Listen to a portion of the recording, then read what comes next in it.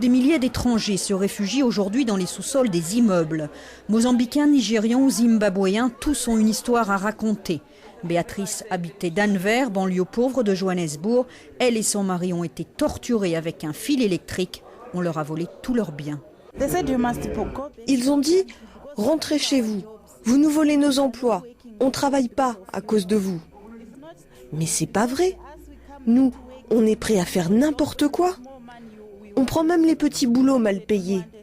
Eux veulent toujours beaucoup d'argent. Plus de 5 millions d'immigrés africains vivent dans l'ex-pays de l'apartheid. Réfugiés politiques ou économiques, cette main-d'œuvre docile et pas chère est souvent qualifiée. Pour ce mécanicien, le pays d'accueil devrait avoir une attitude plus claire. On les comprend quand ils se plaignent, qu'il y a tellement de Zimbabwéens ici, qu'il y en a trop. Mais qu'ils soient clairs, qu'ils nous disent « Zimbabwéens, nous n'allons plus vous embaucher. Rentrez chez vous. » Dans ce centre communautaire, il n'y a plus assez de lits pour tout le monde. Même les blessés ont la vie dure.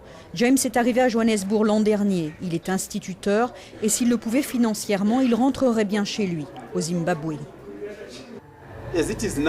Maintenant, je regrette d'être en Afrique du Sud. Imaginez-vous ce que c'est que de passer toute la journée allongé comme ça, fâché, affamé. Je regrette. Et si l'on dort toute la journée, c'est que les nuits sont agitées. Le centre de réfugiés craint à chaque instant d'être attaqué. Rentrez, rentrez, ils vont vous tirer dessus.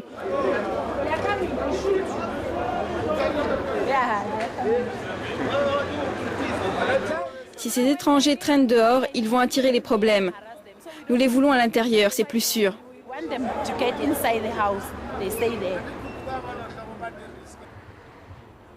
La police sud-africaine en civil patrouille, les immigrés se cachent.